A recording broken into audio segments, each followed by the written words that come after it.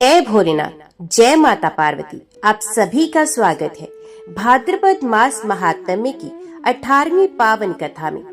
कथा कहती है कि जब हिमालय की कन्या पार्वती ने ये प्रण किया कि वे शिवजी को ही पति रूप में प्राप्त करेंगी, तब उनके पिता ने उनका विवाह विष्णु से करने का संकल्प लिया। ये सुनकर पार्वती जी दुखी हो गई और अपनी सखी के साथ घने वन में चली गई। वहां उन्होंने कठोर व्रत आरंभ किया और निराहार रहकर शिवजी का ध्यान करती रही।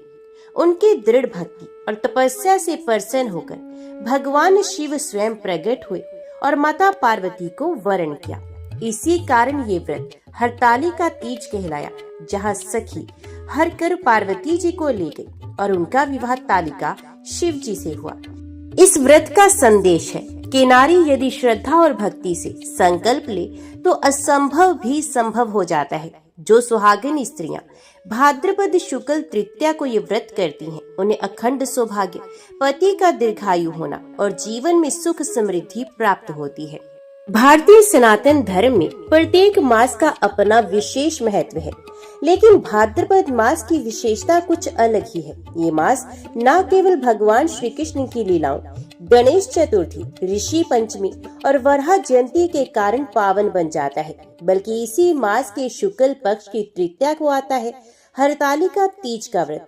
स्त्रियां इस व्रत को पति की दीर्घायु, अखंड सौभाग्य और सुख समृद्धि के लिए करती हैं। युवा कन्याएं इसे मनचाहा वर पाने के लिए करती हैं, किंतु इस व्रत का मूल रहस्य और कथा जुड़ी है माता पार्वती और भगवान शिव के दिव्य मिलन से। भाद्रपद मास का महात्म्य कहता है कि जो स्त्री इस दिन पूरे नियम और श्रद्धा से व्रत करती है, उसे वही फल मिलता है जो स्वयं माता पार्वती जी को मिला था, भोलेनाथ का वरदान और अखंड सौभाग्य। हिमालय पर्वत केवल भौतिक रूप में धरती का आधार नहीं है, बल्कि सनातन परंपरा में इन्हें जीवंत देवता के रूप में पूजा गया है। हिमवान और उनकी पत्नी मेना को वर्षों तक संतान सुख की प्राप्ति नहीं हुई। उन्होंने कठोर तप किया, देवताओं से आशीर्वाद मांगा। अंततः स्वयं माता भगवती ने वचन दिया कि मैं तुम्हारे घर पुत्री रूप में अवतरित होंगी। समय बीतने पर हिमालय के घर एक कन्या का जन्म हुआ। पूरे लोक ने उस अद्भुत रूपवती बालिका को देखकर विस्मय प्रकट किया। उसका नाम रखा गया पार्वती, पर्वत की पुत्री। बाल्यकाल से ही पार्वती असाधारण थी। उनके भीतर भक्ति, करुणा और दिव्यता के गुण विद्यमान थे। वे बचपन से ही भगवान शिव की मूर्ति के सामने ध्यान लगाती और उनके नाम का जप करती। सखियां जब खेल में लीन होती, पार्वती वही मिट्टी का शिवलिंग बनाकर पूजा करती थी। हिमवान और मैना ये देखकर आश्चर्यचकित होते थे, परंतु उन्हें ज्ञात नहीं था कि ये बालिका स्वयं आदि शक्ति का अवतार है, जो केवल एक ही संकल्प लेकर जन्मी है, शिवजी को पति रूप में प्राप्त करना। इस कालखंड में असुरों का उत्पात बहुत बढ़ चुका था। कई बार देवता भी संकट में पड़ जाते थे। वे जानते थे कि केवल शिव पार्वती के विवाह से ही आगे चलकर कार्तिकेय का जन्म होगा, जो असुरों के संहार में मुख्य भूमिका निभाएंगे। इसलिए देवताओं को भी पार्वती जी की तपस्या का महत्व भली भांति ज्ञात था। देवताओं ने अदृश्य रूप में आकर पार्वती जी की भक्ति को देखा और मन ही मन संतोष पाया। उन्होंने कहा, यही कन्या एक दिन जगत जननी बनेगी और समस्त लोगों की रक्षा का कारण बनेगी। समय बीतता गया, पार्वती युवती हो गई। उनकी सौंदर्य, शील और गुणों की चर्चा चारों ओर फैल गई। इसी बीच हिमालय को देवऋषि नारद ने संदेश दिया कि इस कन्या का विवाह भगवान शिव के साथ होना ही उचित है। हिमवान को यह विचार असंभव सा लगा। उन्होंने सोचा, शिवजी तो कैलाशवासी हैं, उनका रूप भस्मधारी और विचित्र है, वे गृहस्थ जीवन के लिए कैसे उपयुक्त होंगे। मैना देवी को भी ये विवाह स्वीकार नहीं था। वे चाहती थी कि उनकी पुत्री किसी ऐसे देवता को वरे जो वैभव और ऐश्वर्य से परिपूर्ण हो। इसी कारण उन्होंने विष्णु भगवान के साथ माता पार्वती का विवाह करने का निश्चय किया था। यही घटना आगे चलकर हरतालिका तीज की कथा का केंद्र बनी थी। समय बीते बीते पार्वती जी युवती हो चुकी थी। उनकी सुंदरता, शील और अद्वितीय गुणों की चर्चा तीनों लोकों में फैल गई। स्वयं देवता भी उनकी भक्ति और तपस्या से प्रभावित हुए थे। परंतु माता पिता हिमवान और मैना अपनी पुत्री के भविष्य को लेकर चिंतित थे। मैना देवी का हृदय माँ के स्नेह से भरा हुआ था। वे चाहती थी कि उनकी पुत्री का विवाह किसी ऐसे देवता से हो जो वैभवशाली और ऐश्वर्य युक्त हो। उनकी दृष्टि में शिवजी भस्मधारी, व्याघ्र चर्मधारी और शमशानवासी थे। ऐसे तपस्वी से कन्या का विवाह कर देना उन्हें असंभव प्रतीत होता था। इसी बीच देवऋषि नारद वहां आए। उन्होंने पार्वती जी की हस्तरेखा देखी और कहा, हे हिमवान, आपकी पुत्री का विवाह किसी सामान्य देवता से नहीं हो सकता। उनके हाथों में तो स्पष्ट लिखा है कि केवल शिवजी को ही पति रूप में प्राप्त करेंगी। उनकी तपस्या का फल भी यही है। परंतु नारद के शब्दों को मैना देवी ने स्वीकार नहीं किया। उन्होंने कहा, शिवजी गृहस्थ जीवन के योग्य नहीं। मेरी पुत्री को मैं ऐसे तपस्वी के हाथों में नहीं सौंप सकती। मैं चाहती हूँ कि उसका विवाह विष्णु भगवान से हो। पार्वती जी सब जानती थी। ये बचपन से ही संकल्प ले चुकी थी कि केवल शिवजी को ही पति रूप में स्वीकार करेंगी। वे माता को समझाना चाहती थी, परंतु पुत्री धर्मवश मौन रही। रात्रि में जब सब सो जाते, पार्वती जी एकांत में शिवजी का ध्यान करती और वे कहती, हे भोलेनाथ, यदि मेरा जीवन किसी कार्य के योग्य है तो मुझे आपके चरणों की प्राप्ति ही हो। मेरा जन्म केवल इसी उद्देश्य से हुआ है। मैं ना किसी और को चाहूंगी, ना किसी और का वर्ण करूंगी। उनकी ये दृढ़ निष्ठा देखकर स्वयं देवगण भी प्रसन्न थे। परंतु विवाह की तैयारियां विष्णु भगवान के साथ होने लगी। पार्वती जी की सखियां उनकी पीड़ा समझती थी। ये बार बार उनसे कहती, देवी, आप तो जन्म से ही महादेव की उपासिका हैं। फिर ये विवाह कैसे संभव है? आप स्वयं क्यों मौन हो रही हैं? पार्वती जी ने कहा, मैं अपने माता पिता का अपमान नहीं करना चाहती, लेकिन मैं स्वयं को शिव के अतिरिक्त किसी और को नहीं सौंप सकती। अब मेरे पास एक ही मार्ग है, वन में जाकर तपस्या करना। सखियों ने ये निर्णय सुनकर प्रण किया कि वे भी साथ चलेंगी। उन्होंने पार्वती जी का हाथ थामा और कहा, हे सखी, हम आपके साथ हैं। आइए हम इस बंधन से मिलकर भगवान शिव की प्राप्ति के लिए वन में चले। विवाह की तिथि निकट थी। घर में उत्सव का वातावरण था। विष्णु भगवान को बारात में बुलाने की तैयारियां हो रही थी। किंतु उसी समय एक मध्य रात्रि को पार्वती जी अपनी सखियों के साथ गुप्त रूप से घर से निकल पड़ी। वे घने जंगल की ओर चली गई। ये दृश्य अत्यंत अद्भुत था। पर्वतराज की पुत्री, किंतु वस्त्र साधारण, हाथों में केवल पुष्प और जल पात्र, हृदय में अटूट संकल्प और मुख पर केवल एक ही नाम, शंकर शंकर। वन में पहुंचकर उन्होंने कठोर तपस्या आरंभ की। वे न भोजन करती, न जल पीती, केवल पत्तों पर निर्वाह करती और कभी कभी तो निराहार ही रह जाती। सखियां उन्हें ढांढस बंधाती और साथ साथ भक्ति गीत गाती। पार्वती जी की तपस्या दिनों दिन कठोर होती गई। वे एक चरण पर खड़ी होकर घंटों घंटों तक ओम नमः शिवाय का जप करती थी। कभी जल त्याग, कभी अन्न त्याग, कभी केवल वायु सेवन से ही दिन व्यतीत करती। देवता, ऋषि और सिद्धगण उन्हें देखकर चकित थे। उन्होंने आकाश से पुष्प वृष्टि की और कहा, धन्य है ये कन्या जो केवल एक ही लक्ष्य के लिए तप कर रही है, भोलेनाथ को पाने के लिए।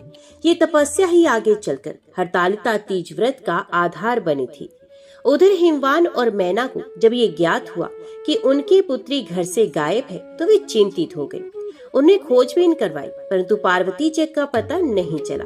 देवर्षि नारद ने उन्हें समझाया और कहा, हे पर्वतराज, ये सब दिव्य लीला है। आपकी पुत्री शिवजी के अतिरिक्त किसी अन्य को पति रूप में स्वीकार नहीं करेगी। उसका यह वन गमन ही भविष्य में संसार के लिए कल्याणकारी होगा। धीरे धीरे ये बात संपूर्ण लोक में फैल गई कि हिमालय की कन्या तपस्या कर रही है। सभी को ज्ञात हो गया कि पार्वती जी का एकमात्र संकल्प शिवजी को पति रूप में प्राप्त करना ही है। वन में आकर पार्वती जी ने जो तप आरंभ किया था वे दिन प्रतिदिन कठोर होता चला गया। प्रथम चरण में वे केवल फल फूल खाती थी, फिर उन्होंने फल भी त्याग दिए और केवल पत्तों पर निर्वाह करने लगी। इसी कारण उनका नाम अपर्णा पड़ा। धीरे धीरे उन्होंने पत्ते भी त्याग दिए और केवल वायु पर जीवन यापन करने लगी। अंततः तप की ऐसी अवस्था आई कि वे निराहार होकर केवल ओम नमः शिवाय जप में लीन रहने लगी। उनकी देह क्षीण हो गई, किंतु तेज और कांति और भी बढ़ गई। उनका स्वरूप दिव्य हो गया।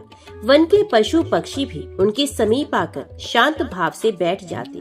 उनकी तपस्या से चारों ओर शांति और पवित्रता फैल गई। देवता, ऋषि और मुनिगण पार्वती जी की तपस्या देखकर चकित थे। वे बार बार आकाश से पुष्प वृष्टि करते और कहते, धन्य है ये कन्या जो केवल शिव जी को पाने के लिए इतना कठोर तप कर रही है।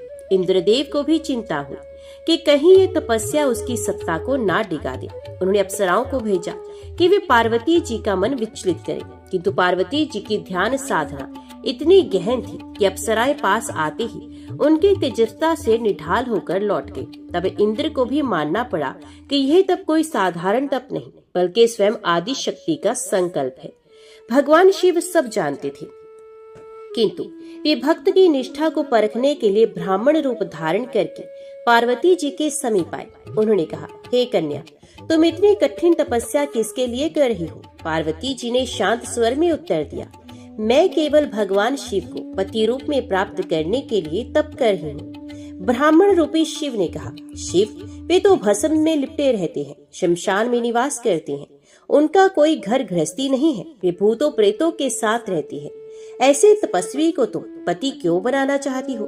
तुम्हें तो कोई ऐश्वर्यवान देवता को पाना चाहिए। ये सुनकर पार्वती जी की आंखों में तेज आ गया। उन्होंने दृढ़ स्वर में कहा, हे ब्राह्मण, आप चाहे जो कहें, पर मेरे लिए शिव ही सर्वस्व है। वही सच्चे प्रेमी, सच्चे पति और सच्चे शरणदाता है।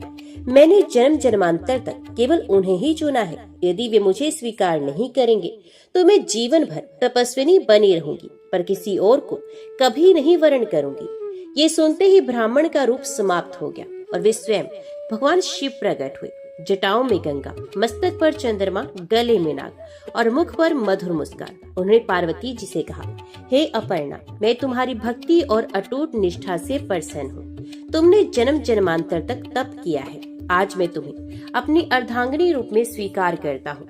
ये सुनकर पार्वती जी का हृदय आनंद से भर गया। वन में देवताओं ने पुष्प वृष्टि की और आकाश से आवाज आई, आज से जगत में यह दिवस हरतालिका तीज के नाम से पूजित होगा। जो स्त्री इस दिन पार्वती की भांति व्रत और उपवास करेगी, उसे अखंड सौभाग्य और मन चाहा वर प्राप्त होगा। शिवजी ने पार्वती से कहा, हे देवी, शीघ्र ही हमारे विवाह का समय आएगा, तब हम दोनों मिलकर संसार के कल्याण का कार्य करेंगे। हमारे संयोग से आगे चलकर कार्तिकेय का जन्म होगा, जो असुरों के संहारक होंगे। ये सुनकर पार्वती जी की तपस्या सफल हो गई। उनकी सखियां भी आनंद से भर उठी। उन्होंने नृत्य और गीतों से उस क्षण का स्वागत किया। इस प्रसंग से यही शिक्षा मिलती है कि भक्ति और संकल्प यदि अटूट हो तो भगवान स्वयं भक्त की परीक्षा लेकर अंततः प्रसन्न होते हैं। हरतालिका तीज इसी तपस्या और निष्ठा का प्रतीक है। जो स्त्री इस दिन उपवास करती है, उसे वही फल मिलता है जो पार्वती जी को मिला था, शिव जी का वरण और अखंड सौभाग्य। पार्वती जी की तपस्या पूर्ण हो चुकी थी और शिव जी ने उन्हें अर्धांगिनी बनाने का वचन दे दिया था। देवताओं ने हर्ष उल्लास के साथ हिमवान और मैना को ये संदेश दिया कि आपकी पुत्री ने तपस्या से स्वयं महादेव को वरण कर लिया है। अब समय है कि आप अपनी कन्या का विवाह शिवजी से संपन्न करें। हिमवान तो प्रसन्न हो गए, किंतु माता मैना का मन अभी भी द्वंद में था। उन्हें चिंता थी, शिवजी का रहन सहन भस्म और भूत प्रेतों के साथ, क्या वे मेरी नाजुक कन्या का पालन कर पाएंगे? देवर्षि नारद ने उन्हें समझाया, देवी, महादेव की बाहरी लीला साधारण प्रतीत होती है, परंतु वे सच्चे करुणा मूर्ति और पति के रूप में सर्वश्रेष्ठ हैं। पार्वती जी का संकल्प किसी अन्य से विवाह का है ही नहीं। आपको इसे ईश्वरीय विधान मानकर स्वीकार करना चाहिए। विवाह का दिन निश्चित हुआ। जब शिवजी बारात लेकर कैलाश से निकले तो वे दृश्य अद्भुत और विस्मयकारी था। एक और देवता, ऋषि, गंधर्व, सिद्ध और अप्सराएं थी, तो दूसरी ओर भूत, प्रेत, योगी और गण थे। शिवजी बैल नंदी पर आरूढ़ होकर जटाओं में गंगा और मस्तक पर चंद्रमा धारण किए भूत गणों के साथ चल रहे थे। बारात का दृश्य देखकर हिमवान और उनके परिजन विस्मित हो गए। देवी मैना तो भयभीत हो गई और कहने लगी, हे नाथ, ये कैसी बारात है? ये तो भव्य प्रतीत होती है। तब भगवान विष्णु ने समझाया, देवी, ये शिवजी का स्वरूप है। वे योगियों के योगी हैं। उन्हें किसी आडंबर की आवश्यकता नहीं। आप निश्चिंत रहिए, यही सच्चे वर है। अंततः ये पावन क्षण आया। हिमालय की विशाल गुफाओं के बीच भव्य मंडप सजाया गया। संपूर्ण देवगण, ऋषि, मुनि और ब्रह्मा विष्णु साक्षी बने। वेद मंत्रों और स्तोत्रों की ध्वनि के बीच भगवान शिव और माता पार्वती का विवाह संपन्न हुआ। देवताओं ने पुष्प वृष्टि की, गंधर्वों ने गान किया, ऋषियों ने स्तुति की। ये विवाह केवल एक युगल का संयोग नहीं था, बल्कि ये संपूर्ण सृष्टि के संतुलन का आधार था। अब आदि शक्ति और आदिदेव का मिलन हो चुका था। जब पार्वती जी ने वन में जाकर अपनी सखी के साथ तप किया था, उसी दिन को हरतालिका तीज कहा गया। हर का अर्थ है हरण करना और तालिका का अर्थ है सखी, अर्थात जब पार्वती जी की सखी ने उनका हाथ पकड़कर उन्हें वन में ले जाकर विष्णु विवाह से बचाया, उसी घटना से इस व्रत का नाम पड़ा हरतालिका तीज। इस व्रत का संदेश है, स्त्री यदि दृढ़ संकल्प कर ले तो उसे मनचाहा वर अवश्य प्राप्त होता है। भक्ति और तपस्या के बल से असंभव भी संभव हो जाता है। निष्ठा, संयम और श्रद्धा से किया गया व्रत कभी निष्फल नहीं होता। हरतालिका तीज के दिन स्त्रियां निर्जल उपवास करती हैं। ये मिट्टी से शिव पार्वती की प्रतिमा बनाकर पूजा करती हैं। पूरे दिन कथा और भजन कीर्तन होता है। रात्रि जागरण किया जाता है और अगले दिन व्रत का पारण होता है। कन्याएं ये व्रत करती हैं तो उन्हें मनचाहा पति मिलता है। विवाहित स्त्रियां करती हैं तो उन्हें अखंड सौभाग्य और पति का लंबा जीवन प्राप्त होता है। इसलिए इसे सौभाग्य का व्रत भी कहा जाता है। ये कथा हमें सिखाती है कि जीवन में चाहे कितनी भी बाधाएं क्यों न आए, भक्ति और संकल्प से उन्हें पार किया जा सकता है। ईश्वर को पाने का मार्ग कठिन अवश्य है, किंतु असंभव नहीं। पति पत्नी का संबंध केवल सांसारिक नहीं, बल्कि आत्मिक और दिव्य भी होता है। जय भोलेनाथ, जय माता पार्वती। इसी कथा की छाया लेकर हम आज एक राजा और रानी की अद्भुत कहानी कहेंगे। ये कथा केवल एक राज्य की नहीं, बल्कि प्रत्येक परिवार की है, जहाँ विश्वास, श्रद्धा और भक्ति जीवन को बदल देती है। बहुत समय पहले की बात है। उत्तर भारत के एक हरे भरे प्रदेश में विदेहपुर नाम का एक समृद्ध राज्य था। यह राज्य अपनी उपजाऊ भूमि, विशाल मंदिरों और भक्तिमय वातावरण के लिए दूर दूर तक प्रसिद्ध था। वहाँ के राजा वीरेंद्र सिंह न्यायप्रिय, धर्मनिष्ठ और प्रजावत्सल थे। उनके शासन में प्रजा सुखी थी, किसी प्रकार का भय या अभाव नहीं था। परंतु इसी सुखी राज्य की रानी सुमंगला देवी का हृदय अंदर ही अंदर उदासी से भरा रहता था। राजमहल में सोने चांदी के गहनों की कोई कमी नहीं थी। सैकड़ों दास दासियां सेवा में रहती थी, परंतु रानी का हृदय अधूरा था। कारण था संतान सुख की कमी। रानी ने कई व्रत और उपवास किए, अनेक साधु संतों के आशीर्वाद लिए, परंतु संतान की प्राप्ति न हो सकी। राज दरबार के मंत्रियों और नागरिकों को ये पीड़ा भली भांति ज्ञात थी, परंतु कोई कुछ कह नहीं पाता था। एक दिन रानी महल के उद्यान में बैठी थी। चारों ओर फूल खिले थे, परंतु उनके चेहरे पर निराशा की छाया थी। उन्होंने अपनी सखी से कहा, हे सखी, ये जीवन वैभव से भरा है, परंतु मातृत्व का सुख न होने के कारण मैं स्वयं को अपूर्ण मानती हूँ। जब जब मैं किसी स्त्री को अपने शिशु को गोद में झुलाते देखती हूँ, तब मेरा हृदय व्याकुल हो उठता है। सखी ने धीरे से उत्तर दिया, महारानी, भाद्रपद मास निकट ही है। इसी मास में हरितालिका तीज का व्रत आता है। कहते हैं कि यह व्रत माता पार्वती ने स्वयं किया था और भगवान शिव को पति रूप में प्राप्त किया था। यदि आप ये व्रत करें तो निश्चित ही भगवान शिव और माता पार्वती की कृपा से आपकी सभी मनोकामनाएं पूर्ण होंगी। दूसरी ओर राजा वीरेंद्र सिंह भी इस विषय में गहन चिंतित रहते थे। वे अपने कक्ष में राज पुरोहित से बोले, गुरुदेव, राज्य में सब सुख है, परंतु रानी की उदासी मेरे हृदय को पीड़ा देती है। मैं चाहता हूँ कि उनके जीवन में भी हर्ष और संतोष हो। कोई ऐसा उपाय बताइए जिससे उनका मनोबल बढ़े। राजपुरोहित ने कहा, महाराज, भाद्रपद शुक्ल तृतीया को हरितालिका तीज का व्रत आने वाला है। यदि रानी विधि विधान से ये व्रत करे तो देवी पार्वती अवश्य प्रसन्न होंगी और आपके जीवन में सुख समृद्धि का वास होगा। ये व्रत केवल संतान ही नहीं, अखंड सौभाग्य और दाम्पत्य प्रेम प्रदान करता है। राजा ने ये सुनकर निश्चय किया कि वे रानी को इस व्रत के लिए प्रोत्साहित करेंगे। कुछ दिनों के बाद तीज का पावन पर्व निकट आ गया। नगर की गलियां उत्सव से भर उठी। महिलाएं झूले डाल रही थी, गीत गा रही थी। हर घर में तीज का उल्लास था। रानी ने भी ये देखकर अपने हृदय में संकल्प लिया, यदि माता पार्वती ने कठोर तप कर शिवजी को प्राप्त किया था तो मैं भी हरितालिका तीज का व्रत करके उनकी कृपा प्राप्त करूंगी। चाहे मुझे निर्जल और निराहार रहना पड़े, मैं ये व्रत अवश्य करूंगी। राजा को जब ये ज्ञात हुआ तो वे भी प्रसन्न हुए और कहने लगे, देवी ये व्रत आप अवश्य करें, मैं स्वयं आपके साथ रहकर इस व्रत की सभी विधियां पूर्ण कराऊंगा। व्रत का दिन आने पर राज पुरोहित ने रानी को माता पार्वती की पावन कथा सुनाई।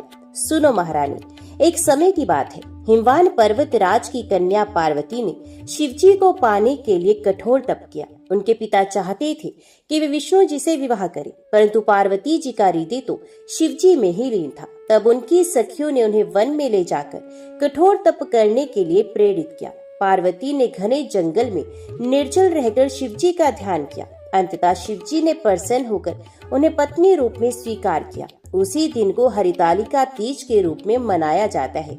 ये कथा सुनकर रानी की आंखों में आंसू भर आए। उन्होंने अपने मन में ठान लिया कि वे भी माता पार्वती की तरह संकल्प पूर्वक ये व्रत करेंगी। भाद्रपद शुक्ल तृतीया की संध्या नजदीक आ रही थी। राजमहल में दीप जलाए गए थे, आकाश में चांदनी खिली हुई थी और वातावरण में अपूर्व शांति का अनुभव हो रहा था। रानी सुमंगला देवी ने अपने हृदय में निश्चय किया कि वे इस व्रत को पूर्ण निष्ठा और श्रद्धा से करेंगी। उन्होंने अपनी सखियों को बुलाकर कहा, सखियों, कल का दिन मेरे जीवन का सबसे बड़ा दिन होगा। मैं माता पार्वती का स्मरण करते हुए निर्जल व्रत करूंगी। आप सब मेरी सहायक बनकर इस व्रत की पूजा विधि पूरी कराने में मेरा साथ दें। सखियों ने हर्षपूर्वक कहा, महारानी, हमें गर्व है कि हम आपके साथ हैं।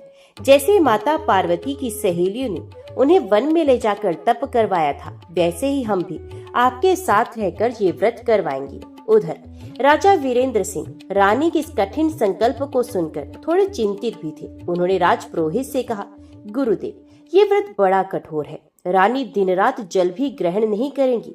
क्या वे इसे पूर्ण कर पाएंगी? मुझे भय है कि कहीं उनका स्वास्थ्य ना बिगड़ जाए। राजपुरोहित ने उत्तर दिया, महाराज, चिंता मत कीजिए।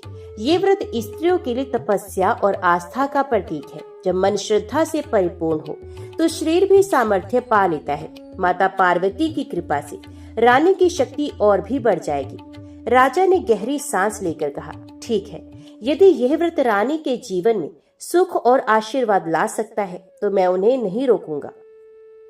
अगली सुबह सूर्य उदय से पहले ही रानी स्नान कर स्वच्छ वस्त्र धारण कर महल के मंदिर में पहुंची। उन्होंने भगवान शिव और माता पार्वती की प्रतिमा के समक्ष दीप प्रज्वलित किया और हाथ जोड़कर प्रार्थना की, हे महादेव, हे जगत जननी माता पार्वती, आज मैं आपके चरणों में संकल्प लेकर ये व्रत कर रही हूँ। आप कृपा करके मेरे जीवन की रिक्तता को दूर करें और मुझे आपके समान अखंड सौभाग्य प्रदान करें। इसके बाद रानी ने निर्जल उपवास का आरंभ किया। शाम होते होते रानी अपनी सखियों के साथ महल के समीप स्थित उपवन में गई। वहां उन्होंने रेत से भगवान शिव और माता पार्वती की सुंदर प्रतिमा बनाई, फूलों से सजावट की, बेलपत्र चढ़ाए और धूप दीप जलाया। पूजा का वातावरण अत्यंत मनमोहक था। सहेलियां लोक गीत गा रही थी, हे शिव शंकर, माता गौरी, रानी के जीवन में कृपा बरसाइए। संध्या के समय जब रानी आरती कर रही थी तभी उन्हें एक अद्भुत अनुभूति हुई। ऐसा लगा मानो सारा वन प्रकाश से जगमगा उठा हो। हवा में मंद सुगंध फैल गई और उनके हृदय में असीम शांति उतर आई। महल लौटने पर राजा ने देखा कि रानी पूर्ण निष्ठा से व्रत कर रही है। उन्होंने मन ही मन सोचा, यदि रानी सचमुच इस व्रत में अटल है तो मैं उनकी आस्था की परीक्षा लूंगा। रात को जब रानी अत्यंत थकी हुई थी और जल की एक बूंद भी ग्रहण नहीं की थी, राजा ने उन्हें समझाया, देवी, आप बहुत थक गई होंगी, यदि चाहें तो थोड़ा जल पी लीजिए। माता पिता ऋषि मुनि सब कहते हैं कि शरीर स्वस्थ रहेगा तभी पूजा सफल होगी, परंतु रानी दृढ़ थी। उन्होंने शांत स्वर में कहा, स्वामी, माता पार्वती ने भी यही कठिन तप किया था। यदि मैं इसे बीच में छोड़ दूं तो मेरी श्रद्धा अधूरी रह जाएगी। आप मुझे जल पीने के लिए मत कहिए, बल्कि मेरी आस्था को और मजबूत बनाइए। राजा रानी की दृढ़ता देखकर गदगद हो गए। वे कहने लगे, देवी, आपने आज ये सिद्ध कर दिया कि आस्था के सामने किसी भी कठिनाई का कोई मूल्य नहीं। मैं आपका ये साहस देखकर गर्व अनुभव करता हूँ। उस रात रानी जब मंदिर में सोई तो उन्हें एक अद्भुत स्वप्न आया। उन्होंने देखा माता पार्वती स्वर्णिम आभा से दमक रही हैं और उनके साथ स्वयं भगवान शिव विराजमान हैं। माता पार्वती ने मुस्कुराकर कहा, वत्स, जैसे मैंने ये व्रत करके शिव जी को प्राप्त किया, वैसे ही तू भी मेरी आराधना कर रही है। ये तेरा संकल्प सफल होगा। तेरा जीवन शीघ्र ही सुख और समृद्धि से भर जाएगा। रानी की आंखों से आंसू बह निकले। वे हाथ जोड़कर बार बार नतमस्तक होती रही। रानी सुमंगला देवी ने व्रत की रात भगवान शिव पार्वती का दिव्य स्वप्न देखा था। वे हृदय से प्रसन्न और आस्था से भरी हुई थी, परंतु राजा वीरेंद्र सिंह का मन अभी पूरी तरह संतुष्ट नहीं था। उन्होंने सोचा, क्या वास्तव में इस व्रत का कोई फल मिलेगा? क्या केवल उपवास और आराधना से जीवन की सारी समस्याएं दूर हो सकती हैं? मैं धर्म में विश्वास रखता हूँ, परंतु मनुष्यों की बुद्धि प्रश्न करना नहीं छोड़ती। राजा का ये संशय स्वाभाविक था।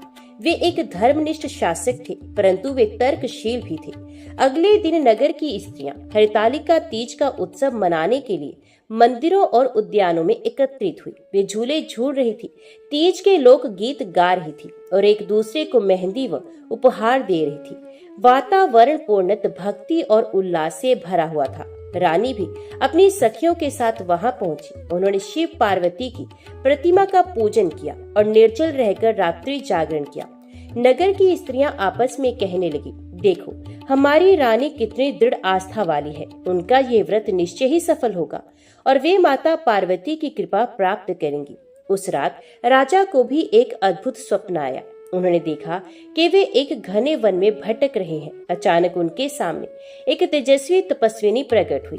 वह माता पार्वती थी। माता ने कहा, राजन, तुम्हारे मन में संशय है, जान लो, ये व्रत केवल एक अनुष्ठान नहीं बल्कि श्रद्धा, प्रेम और समर्पण का प्रतीक है। जिसने इसे किया उसने जीवन के सभी बंधनों को पार कर लिया। तुम्हारी रानी सुमंगला अपने अटूट विश्वास से तुम्हारे जीवन में सुख और आशीर्वाद लाएंगी। तुम्हें अपनी पत्नी की आस्था पर पूर्ण विश्वास रखना चाहिए। इतना कहकर माता पार्वती लुप्त हो गई। राजा नींद से जागे तो उनका हृदय धड़क रहा था। उन्होंने तुरंत संकल्प लिया, अब मैं अपनी रानी के साथ इस व्रत में पूर्ण विश्वास रखूंगा। व्रत पूरा होने के बाद जब रानी ने भगवान शिव पार्वती की आरती की, तभी एक अद्भुत घटना घटी। मंदिर में जलता दीपक अचानक स्वयं ही तेजस्वी प्रकाश से भर उठा। घंटियों की ध्वनि बिना छुए ही गूंजने लगी। राज पुरोहित ने विस्मित होकर कहा, महाराज, ये स्पष्ट संकेत है कि माता पार्वती ने आपकी रानी के व्रत को स्वीकार कर लिया है। ये व्रत अब शीघ्र ही आपको महान फल देगा। राजा रानी दोनों की आंखों से आंसू बह निकले। कुछ ही समय बाद राज्य में अद्भुत परिवर्तन दिखाई देने लगे। वर्षा समय पर होने लगी। खेतों में अन्न की भरपूर पैदावार हुई। बीमारियां घटने लगी। प्रजाजन पहले से अधिक सुखी और प्रसन्न दिखने लगे। लोग कहने लगे, ये सब हमारी रानी के हरतालिका तीज व्रत का ही प्रभाव है। माता पार्वती ने राज्य पर अपनी कृपा बरसाई है। कुछ महीनों के बाद रानी ने ये समाचार दिया कि वे मां बनने वाली हैं। राजा की आंखों से खुशी के आंसू बह निकले। उन्होंने हाथ जोड़कर कहा, हे भोलेनाथ, हे माता पार्वती, आपने हमारी प्रार्थना सुन ली। ये केवल देवी के व्रत का ही परिणाम है। समस्त राज्य में उत्सव मनाया गया। मंदिरों में भजन कीर्तन हुए। प्रजाजन मिठाइयां बांटकर आनंद मनाने लगे। राजा ने रानी से कहा, देवी, आज मैं मानता हूँ कि आस्था सबसे बड़ी शक्ति है। तुम्हारे व्रत ने न केवल हमारे जीवन में संतान सुख दिया, बल्कि पूरे राज्य को समृद्धि प्रदान की। इस हरतालिका तीज को मैं जीवन भर स्मरण रखूंगा। रानी ने मुस्कुराकर उत्तर दिया, स्वामी, ये सब माता पार्वती और महादेव की कृपा है। हमें केवल श्रद्धा से उनकी पूजा करनी चाहिए। जब श्रद्धा सच्ची होती है तो ईश्वर स्वयं हमारे जीवन में चमत्कार कर देते हैं। जब राजमहल में संतान सुख का समाचार फैला तो पूरे नगर ने दीप जलाए। मंदिरों में भजन कीर्तन होने लगे। स्त्रियां मेहंदी रचाकर गीत गाती। छोटे बड़े सभी आनंद में झूम उठे। नगर वासियों ने कहा, अब से हर वर्ष हरतालिका तीज को हम और भी श्रद्धा से मनाएंगे, क्योंकि ये हमारे लिए केवल पर्व नहीं बल्कि देव कृपा का प्रतीक है। राजा ने जनता को संबोधित करते हुए कहा, प्रजाजनों, आज मैं ये स्वीकार करता हूँ कि इस व्रत की शक्ति अपार है। हमें इसे केवल परंपरा ना मानकर श्रद्धा और विश्वास से करना चाहिए, क्योंकि जब नारी हृदय से भक्ति करती है तो पूरा राज्य उसका फल पाता है। भाद्रपद शुक्ल तृतीया की रात थी। पूरा राजमहल दीपों से जगमगा रहा था। आंगन में सैकड़ों दीपक जल रहे थे। महल की बालकनियों में पुष्पों की लड़ी सजाई गई थी। सुगंधित धूप और चंदन की खुशबू चारों ओर फैल रही थी। रानी सुमंगला देवी अपनी सखियों के साथ शिव पार्वती की प्रतिमाओं का श्रृंगार कर रही थी। उन्होंने मिट्टी से शिव पार्वती की सुंदर मूर्तियां बनवाई। उन्हें नए वस्त्र, आभूषण और फूलों से सजाया। महल के भीतर और बाहर राज्य की स्त्रियां एकत्रित थी। वे मेहंदी रचे हाथों से थालियां घुमा रही थी और लोग गीत गा रही थी। कोई पार्वती के तप का गुणगान कर रही थी, कोई शिवजी की महिमा गा रही थी, कोई रानी की भक्ति की प्रशंसा कर रही थी। गीतों की गूंज से वातावरण भक्ति में हो गया। रानी ने संकल्प लिया, मैं आज पूरी रात जाकर अपने आराध्य का स्मरण करूंगी। वे मूर्तियों के सामने बैठ गई और ध्यान मगन हो गई। उनके मन की आंखों में वही चित्र उभर आया। माता पार्वती वन में बैठी तप कर रही हैं, सहेलियां उन्हें ढांक रही हैं और अंततः शिवजी प्रकट होकर उन्हें अर्धांगिनी बनाते हैं। रानी की आंखें भर आई। उन्होंने मन ही मन कहा, माता, जैसे आपने अपने दृढ़ निश्चय से संसार का मंगल किया, वैसे ही मुझे भी आशीर्वाद दे कि मैं अपने पति और राज्य की सुख संपन्नता का कारण बन सकूं। राजा वीरेंद्र सिंह भी रानी की इस तपस्या से प्रभावित हुए। वे पहले कभी ऐसे व्रत और पूजा में सम्मिलित नहीं हुए थे, परंतु उस रात वे भी रानी के पास जाकर बैठ गए। उन्होंने धीरे से कहा, देवी, आज मुझे भी ऐसा लग रहा है कि इस व्रत में कोई अलौकिक शक्ति है। मेरे मन का संशय समाप्त हो रहा है। रानी ने मुस्कुराकर उत्तर दिया, स्वामी, यही तो माता पार्वती की कृपा है। श्रद्धा में ही सारा बल है। मध्य रात्रि का समय हुआ। पूरा महल शांत हो गया। केवल आरती की लौ जल रही थी। अचानक आकाश में तेज प्रकाश फैला।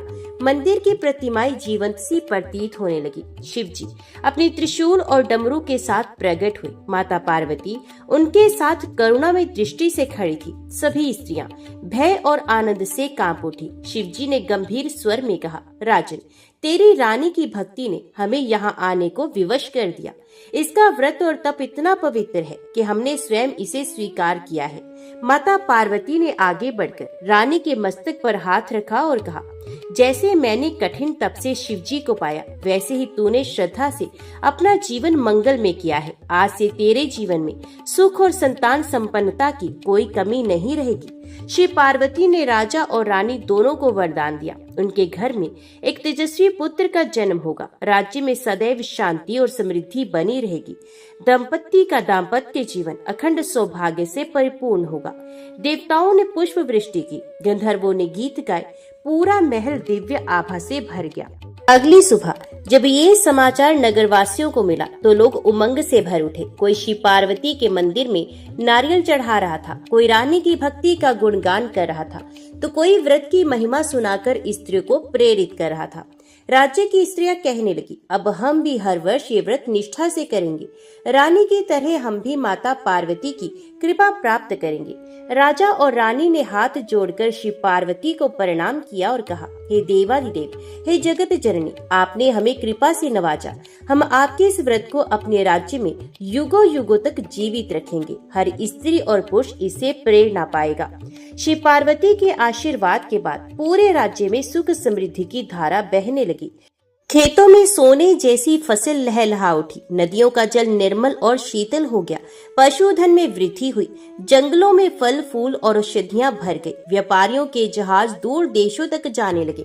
प्रजाजन प्रसन्न होकर कहते, ये सब हमारी रानी के हरतालिका तीज व्रत का ही फल है। माता पार्वती की कृपा से राज्य में अब कोई दुखी नहीं रहा। राजा वीरेंद्र सिंह ने दरबार में सभा बुलाकर घोषणा की, आज से हमारे राज्य में भाद्रपद शुक्ल तृतीया का यह व्रत स्त्रियों और पुरुषों दोनों के लिए आदर्श बनेगा। हर घर में माता पार्वती और महादेव की पूजा होगी। उन्होंने ये भी कहा, जो स्त्रियां इस दिन निर्जल व्रत करेंगी और माता पार्वती की भक्ति करेंगी, उन्हें अखंड सौभाग्य का आशीर्वाद मिलेगा। पुरुषों को भी इस दिन संयम रखकर धर्म का पालन करना चाहिए। सभा में उपस्थित जन जन ने हाथ जोड़कर सहमति दी।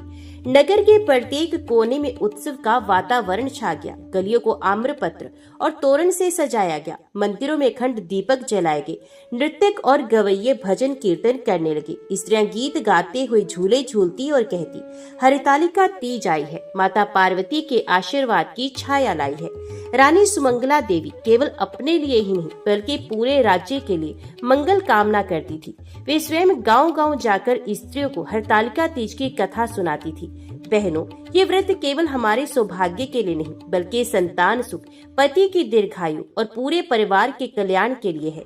जैसे माता पार्वती ने तप कर शिव जी को पाया, वैसे ही हम भी भक्ति से अपने जीवन को उज्जवल बना सकते हैं। स्त्रियां रानी की बातें सुनकर भाव विभोर हो जाती और उनके साथ व्रत करने का संकल्प लेती। कुछ समय के बाद रानी ने एक सुंदर और तेजस्वी पुत्र को जन्म दिया। जन्म के समय पूरे महल में दिव्य प्रकाश फैल गया। आकाश से पुष्प वृष्टि हुई। नगर की स्त्रियां मंगल गीत गाने लगी। राजा ने आनंद पूर्वक घोषणा की, ये पुत्र शिव पार्वती के आशीर्वाद का प्रत्यक्ष फल है। इसका नाम होगा शिवांश। ज्योतिषियों ने भविष्यवाणी की, ये बालक बुद्धिमान, वीर और धर्मपरायण होगा। इसके कारण राज्य में यश और गौरव सदा बढ़ता रहेगा। राजा रानी ने कहा, ये केवल हमारा पुत्र नहीं बल्कि माता पार्वती का वरदान है। हम इसे धर्म और भक्ति के मार्ग पर ही बढ़ाएंगे। धीरे धीरे इस व्रत की ख्याति दूर दूर तक फैल गई। पड़ोसी राज्यों की स्त्रियां भी रानी से कथा सुनने आने लगी। वहां के राजा भी अपने राज्यों में इस व्रत को प्रचलित करने लगे। व्यापारी जब परदेश जाते तो हरतालिका तीज की महिमा वहां भी सुनाते। इस प्रकार ये व्रत केवल एक राज कथा न रहकर जन जन का पर्व बन गया। राज्य की एक वृद्धा ने अपनी पोती से कहा, बिटिया, मैंने अपनी आंखों से देखा है कि कैसे हमारी रानी ने ये व्रत करके राज्य को बदल दिया। आज यदि हम सब मिलकर श्रद्धा से ये तीज करेंगे तो कोई दुख हमारे द्वार नहीं आएगा। पोती ने उत्साह से कहा, दादी, मैं भी बड़ी होकर हर साल ये व्रत करूंगी। एक रात रानी ने स्वप्न में माता पार्वती को देखा। माता ने कहा, वत्स, तूने जो भक्ति और तप किया वे युगों युगों तक स्मरण किया जाएगा। ये हरतालिका तीज अब केवल तुम्हारे राज्य का नहीं समस्त स्त्रियों का पर्व बन चुका है। जब जब स्त्रियां श्रद्धा से ये व्रत करेंगी तब तब मैं उनके पास रहूंगी। रानी ने कृतज्ञ होकर प्रणाम किया। राजा वीरेंद्र सिंह और रानी सुमंगला देवी का जीवन अब पूर्णतः आनंदमय हो चुका था। राजा अपने राज्य की रक्षा और प्रजा की सेवा में लगे रहते। रानी हर दिन मंदिर में जाकर शिव पार्वती की आराधना करती। संतान के जन्म ने उनके जीवन में और भी मधुरता भर दी थी। दोनों का प्रेम अब केवल पति पत्नी का नहीं रहा बल्कि धर्म और भक्ति का आदर्श बन चुका था। समय बीतता गया और आशीर्वाद का प्रभाव निरंतर दिखता रहा। राज्य में कभी अकाल नहीं पड़ा, वर्षा समय पर होती रही, प्रजा कभी विद्रोह या आपसी कलह में नहीं पड़ी। विद्या, कला और शौर्य तीनों का विकास हुआ। लोग कहते हैं हमारे राजा रानी तो शिव पार्वती के ही अंश है, तभी तो ये राज्य धरती पर स्वर्ग जैसा हो गया है। हर साल जब भाद्रपद शुक्ल तृतीया आती, पूरा राज्य उत्सव में डूब जाता। स्त्रियां हाथों में मेहंदी रचाती, नए वस्त्र पहनती और झूले झूलती। रानी स्वयं महल के आंगन में पूजा करती और हजारों स्त्रियां उसमें सम्मिलित होती। कथा के समय रानी बड़े भाव से कहती, बहनों, ये व्रत केवल उपवास नहीं, ये हमारी श्रद्धा और विश्वास का प्रतीक है। जब हम सच्चे मन से माता पार्वती की तरह भक्ति करेंगे तभी जीवन मंगलमय होगा। उनकी वाणी सुनकर स्त्रियां रो पड़ती और नए उत्साह से व्रत का पालन करती। राजकुमार शिवांश बड़ा होकर बुद्धिमान और धर्म प्रिय हुआ। ये युद्ध कला में निपुण था, परंतु करुणा से परिपूर्ण था। गरीबों और दुखियों की सहायता करना उसका स्वभाव बन गया था। वे भी अपनी माता के साथ हरतालिका तीज की कथा सुनकर बड़ा हुआ था। ये कहता था, माता, ये व्रत केवल स्त्रियों का नहीं बल्कि पुरुषों के लिए भी प्रेरणा है कि हम भी संयम और धर्म का पालन करें। हरितालिका तीज की कथा और महिमा दूर दूर तक फैल गई। पड़ोसी राज्यों के दूत अपने अपने देशों में ये व्रत ले गए। दक्षिण से उत्तर और पूरब से पश्चिम तक स्त्रियां इसे करने लगी। ये व्रत न केवल राजमहलों में बल्कि गांव-गांव की कुटियाओं में भी पूजनीय हो गया। लोग इसे कहते सौभाग्य का व्रत, अखंड दाम्पत्य का व्रत। एक बार सभा में रानी ने कहा, सखियों, मैंने माता पार्वती की कथा सुनकर ये व्रत किया था। उस तप का प्रभाव आज तुम सबके जीवन में भी आ रहा है, इसलिए तुम सब भी इसे श्रद्धा से करो। याद रखो, भक्ति से बड़ा कोई धन नहीं। सभा में बैठी हर स्त्री ने प्रण लिया कि वे हर वर्ष ये व्रत करेगी। वर्षों बाद भी ये व्रत राज्य का मुख्य पर्व बन गया। लोग इसे विवाह के बाद पहली तीज के रूप में विशेष मानते हैं। दादी नानी अपनी बेटियों और पोतियों को इसकी कथा सुनाती हैं। स्त्रियां इसे अपने सौभाग्य का सबसे बड़ा पवित्र दिन मानती हैं। इस प्रकार हरतालिका तीज केवल एक कथा नहीं रही, बल्कि संस्कृति और परंपरा का जीवंत पर्व बन गई। राजा और रानी वृद्ध अवस्था तक सुखी और समृद्ध जीवन जीते रहे। उन्होंने अंत समय में शिव पार्वती की आराधना में ही अपने प्राण त्याग दिए। प्रजा ने कहा, ये दोनों हमारे लिए केवल राजा रानी नहीं थे, बल्कि शिव पार्वती के स्वरूप थे और हर साल तीज पर लोग उन्हें भी स्मरण करते हुए पूजा करते हैं। रानी सुमंगला देवी की कथा से ये सिद्ध हुआ कि आस्था यदि सच्ची हो तो असंभव भी संभव हो जाता है। व्रत केवल शरीर को कष्ट देने के लिए नहीं, बल्कि मन और आत्मा को शुद्ध करने का साधन है। जब पत्नी पति की लंबी आयु और सुख के लिए तप करती है, तो वह केवल अपने लिए नहीं, पूरे परिवार और समाज के लिए मंगल करती है। राजा ने दरबार में कहा, मैंने अपनी आंखों से देखा है कि भक्ति और व्रत में कितनी शक्ति होती है। ये केवल स्त्रियों के सौभाग्य का व्रत नहीं, बल्कि पूरे राज्य को समृद्ध करने वाला पर्व है। हरितालिका तीज ने स्त्रियों के जीवन को नई गरिमा दी। अब उन्हें लगा कि वे केवल गृहस्थी का अंग नहीं, बल्कि धर्म और संस्कृति की वाहक भी हैं।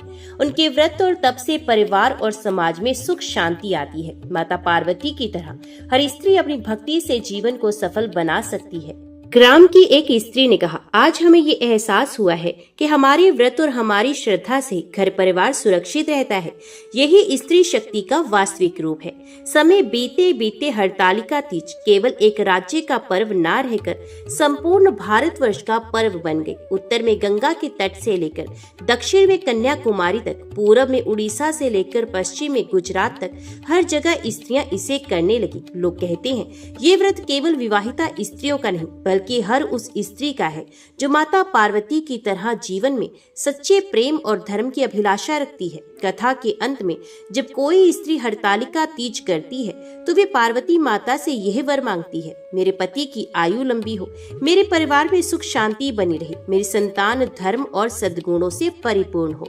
और महादेव मुस्कुराते हुए माता पार्वती से कहते हैं, उमेश्वरी, देखो, तुम्हारे तप की गाथा युगों युगों तक जीवित रहेगी। जब जब स्त्रियां इस व्रत को करेंगी, तब तब तुम्हारी भक्ति का प्रभाव संसार को पवित्र करता रहेगा। हरतालिका तीज हमें ये सिखाती है, भक्ति से बड़ा कोई साधन नहीं। पति पत्नी का संबंध केवल सांसारिक नहीं, बल्कि आध्यात्मिक बंधन भी है। स्त्री की श्रद्धा और शक्ति से ही परिवार और समाज का निर्माण होता है।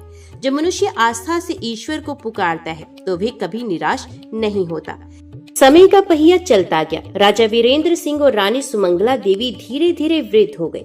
सफेद केश, परंतु चेहरे पर संतोष की आभा। राज्य सुरक्षित, प्रजा सुखी और संतानें धर्मनिष्ठ। महलों में वैभव था, परंतु उनके हृदय में केवल भक्ति और साधना का आनंद था। वे दोनों दिनों दिन शिव पार्वती की उपासना में लीन हो गए। एक भाद्रपद शुक्ल तृतीया का दिन आया। संपूर्ण नगर हरतालिका तीज मना रहा था। रानी ने व्रत किया और पूजा के बाद भगवान से प्रार्थना की, हे महादेव, हे माता पार्वती, अब हमारा जीवन पूर्ण हो चुका है, हमें अपने चरणों में स्थान दीजिए। राजा ने भी हाथ जोड़कर कहा, मैंने धर्म और भक्ति का पाठ अपनी रानी से सीखा, अब मैं भी आपके साथ ही चलना चाहता हूँ। कहते हैं कि उसी क्षण आकाश में दिव्य प्रकाश फैला और शिव पार्वती प्रकट हुए। उन्हें दोनों को अपने सानिध्य में बुला लिया। राज्य के जन जन रो उठे। लोग कहते हैं, हमारी राजा रानी ने हमें केवल शासन नहीं दिया, बल्कि भक्ति और संस्कृति का अमूल्य धन भी दिया है। उनकी स्मृति में भव्य मंदिर का निर्माण किया गया, जहां हर साल तीज पर विशेष पूजा होने लगी। राजा रानी की कथा युगों युग तक गाई जाने लगी। दादी अपनी पोती को तीज की कथा सुनाती, माँ अपनी बेटी को व्रत का महत्व समझाती, बहनें और सखियां मिलकर झूले झूलती और माता पार्वती के गीत गाती। कथा सुनते हुए हर स्त्री के हृदय में ये विश्वास जागता है यदि हम भी सच्चे मन से माता की तरह भक्ति करेंगे तो हमारा जीवन भी मंगलमय होगा। आज भी जब भाद्रपद शुक्ल तृतीया आती है, कहीं मेहंदी की सुगंध बिखरती है, कहीं झूलों पर गीत गूंजते हैं, कहीं मंदिरों में अखंड दीपक जलते हैं और कहीं रानी सुमंगला देवी की कथा सुनाई जाती है। स्त्रियां उपवास कर माता पार्वती से प्रार्थना करती हैं, मुझे भी अखंड सौभाग्य, पारिवारिक सुख और शिव पार्वती जैसा अटूट दाम्पत्य प्रदान करना। जय भोलेनाथ, जय माता पार्वती।